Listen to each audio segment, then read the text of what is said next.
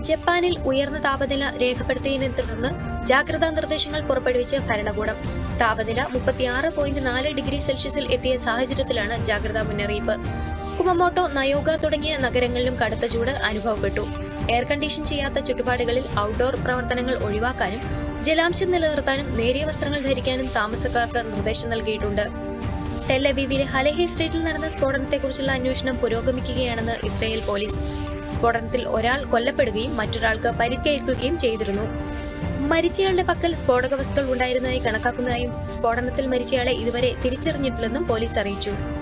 Chinese മത്സ്യബന്ധന ബോട്ടുകൾ അതിർത്തിക്കപ്പുറത്ത് പ്രവർത്തിക്കുന്നത് തടയാനുള്ള ശ്രമങ്ങൾ വർദ്ധിപ്പിക്കുകയാണെന്ന് തായ്വാനിലെ കോസ്റ്റ് ഗാർഡ് അഡ്മിനിസ്ട്രേഷൻ. നിലവിൽ തായ്വാൻ തീരത്തിനടുത്തുള്ള എല്ലാ അനധികൃത മത്സ്യബന്ധന കപ്പലുകളും പുറത്താക്കിയതായി അഡ്മിനിസ്ട്രേഷൻ അറിയിച്ചു. ചൈനയുടെ 3.5 മാസത്തെ മത്സ്യബന്ധന മൊറട്ടോറിയം ഓഗസ്റ്റ് 16 അവസാനിച്ചതിനെ തുടർന്ന് ഇതുവരെ നിയമ ലംഘനങ്ങളൊന്നും ഉണ്ടായിട്ടില്ലെന്നും കോസ്റ്റ് ഗാർഡ് അഡ്മിനിസ്ട്രേഷൻ അറിയിച്ചു. ബംഗ്ലാദേശിൽ സ്വതന്ത്രവും നീതിയുക്തവും പങ്കാളിത്തപരവുമായ തിരഞ്ഞെടുപ്പ് ഉടൻ നടത്തുമെന്ന് ബംഗ്ലാദേശ് ഇടക്കാല സർക്കാരിന്റെ മുഖ്യ ഉപദേഷ്ടാവ് മുഹമ്മദ് യൂനുസ്. സംസ്ഥാനത്തിൽ ആവശ്യമായ പരിഷ്കാരങ്ങൾ കൊണ്ടുവന്നതിനു ശേഷമാകും തിരഞ്ഞെടുപ്പ് നടത്തുക.